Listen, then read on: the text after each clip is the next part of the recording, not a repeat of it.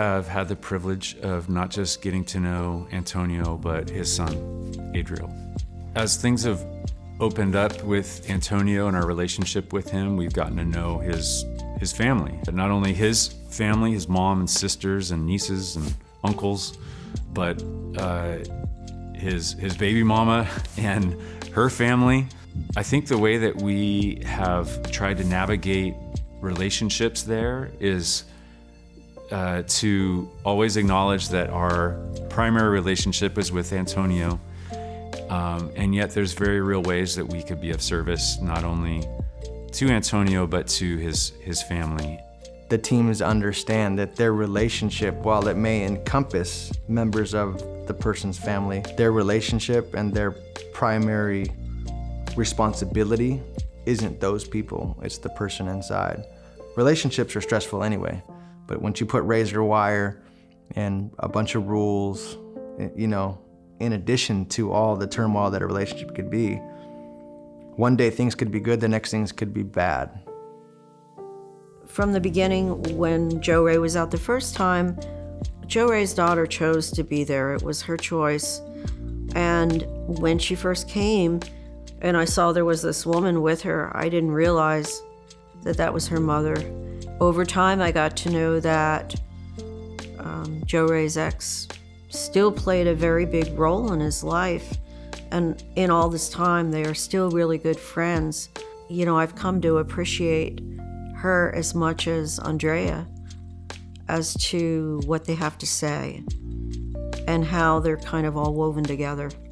I informed my wife that I had submitted an application and that I wanted to be a part of this program. And I asked her if she would attend the orientation. And my wife's quiet, she's not much of a people person, so she wasn't like super enthusiastic about it, but in her desire to support me and be there for me, she was like, sure, I'll do it. The reason why I wanted her to be a part of it more than anything is because I wanted her to know that it wasn't just about me, but that there was this team of people that were there to support us. So I just wanted her to know that there was a team mobilized to help us navigate all the things that we were gonna face as I got ready to come home. Which obviously without my team, I wouldn't have been able to come home on time. So for that, my wife was ecstatic. Like, she was so grateful to my team. During my transitioning, you know, I found out my brother was gonna get out, you know, through one parish, one prisoner. I was asked to be a part of his team, to help his process be more successful, or if I can help do that, if we can help do that together for him. I was excited. I was excited, and I was happy for him overall, but I knew that, yeah, I do. I want to be a part of this. So I went, and as I sat there and I started sharing who I was, or, you know, talking about my brother, building a relationship in that room, you know, through that group of people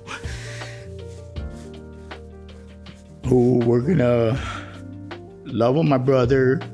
It feels good as an older brother to know that he is in a good place, you know, like he doesn't have to turn to myself or to my mom or to my dad, because that makes it harder. Like, if that was to happen, it wouldn't have been so successful, I would say, because it takes outside, it takes community, it takes church, it takes people that you don't expect to love you or care for you or want to do something for you, that when they do it, God is present.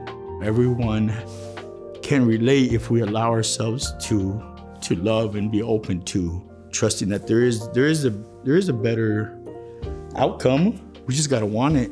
We gotta want it. One of the most honoring things that has happened to me in my life is Antonio asked if I would meet with Adriel to help him process and to compose a letter to be read by the immigration judge who's hearing his case. And I could tell Antonio was a little nervous to ask in a way, but it just feels so humbling and honoring to be asked to do that, to have gone from 2.5 years ago not knowing Antonio from anybody to have gotten to this place where he would trust me that way at such a huge time in his life, a pivotal point where he would trust me for something like that with his own boy. I feel the weight of that, but I also feel so honored and privileged to be in that role. You just have those moments where you wake up to the fact that there are people out there who are navigating this all by themselves. Or there are families who are trying to help their family member, but it's hard when you're in a family. That's a dual role and a dual responsibility. And I think we've all talked about, we like to think even that we're coming alongside of the family and helping to roll that stone away, that they're not having to do that by themselves and deal with their own healing, that there's strength in doing it together. We can't be everything to everybody, but when Antonio's mom was sick, or her husband was sick, we brought meals around for them. We brought groceries to Antonio's son's mom when she was sick with COVID and her boyfriend was sick. We brought groceries. We've brought Adriel to come visit.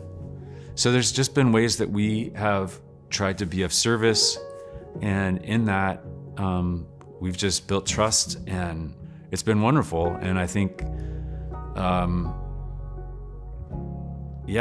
there maybe I can't even say there's been any messy boundaries with that, but I could see how that could be an issue, but it hasn't been for us, and it's only made our relationship with Antonio that much richer.